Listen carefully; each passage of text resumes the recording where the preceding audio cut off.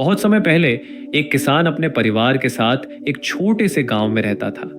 वह एक तपती गर्मी का समय था और कई महीनों से एक भी बूंद बारिश नहीं हुई थी। सूखे के कारण उनकी फसलें मुरझा रही थीं। पूरा गांव दुखी था। सभी बेसब्री से बारिश का इंतजार कर रहे थे, लेकिन बारिश नहीं हो रही थी। धीरे धीरे सभी ने उम्मीद खो दी।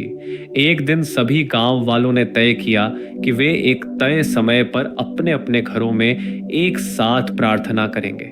तय समय पर किसान, उसकी पत्नी और उनकी 6 साल की बेटी प्रार्थना के लिए एकत्र हुए।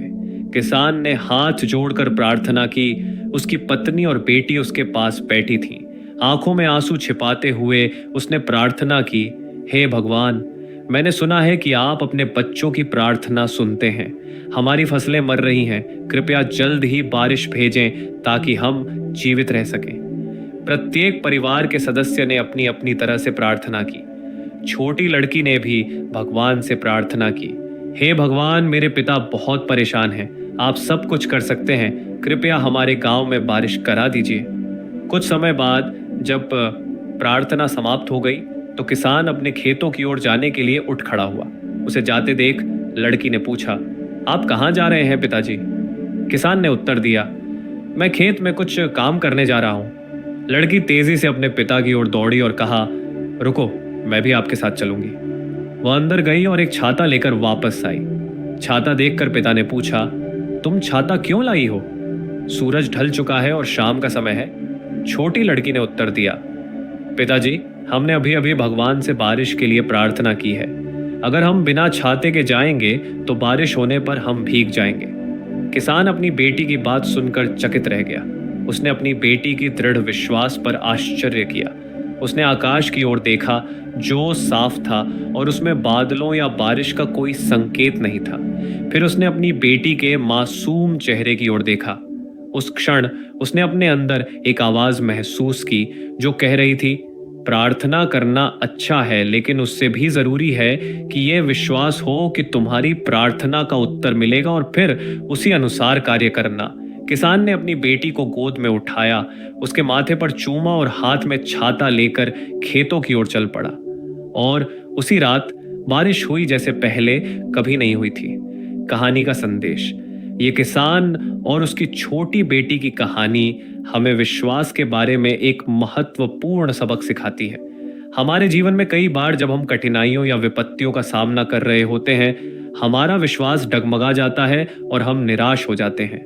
लेकिन इस कहानी में जब गांव में सूखा पड़ा था तो पूरा गांव बारिश के लिए प्रार्थना कर रहा था, लेकिन उनके दिलों में संदेह भरा हुआ था।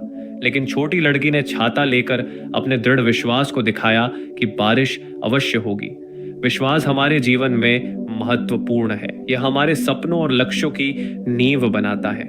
जब हम किसी काम को आत्मविश्वास के साथ शुरू करते हैं तो सकारात्मक परिणाम आने की संभावना अधिक होती है। विश्वास के बिना हमारे प्रयास कमजोर पड़ सकते हैं और हम आसानी से हार मान सकते हैं। लेकिन जब हम किसी चीज पर सच्चे दिल से विश्वास करते हैं तो हम उसे हकीकत में बदलने के लिए अधिक सक्रिय रूप से काम करते हैं। विश्वास हमारे कार्यों को प्रेरित करता है और हमारे कार्य हमारे परिणामों की दिशा तय करते हैं। यदि हम अपने लक्ष्यों की ओर संदेह के साथ बढ़ते हैं तो हम आवश्यक प्रयास नहीं कर सकते या बाधाओं के सामने हार मान सकते हैं। लेकिन आत्मविश्वास और विश्वास के साथ हम अधिक दृढ़ और निरंतर होते हैं, जिससे हमारी सफलता की संभावनाएं बढ़ जाती हैं। जीवन में विश्वास हर दृष्टि से महत्वपूर्ण है। जब हम बीमार होते हैं और दवा लेते हैं तो केवल दवा ही हमें ठीक नहीं करती, बल्कि यह विश्वास की दवा हमें ठीक करेगी, वह भी अहम भूमिका निभाता है। बिना विश्वास के दवा भी असफल हो सकती है।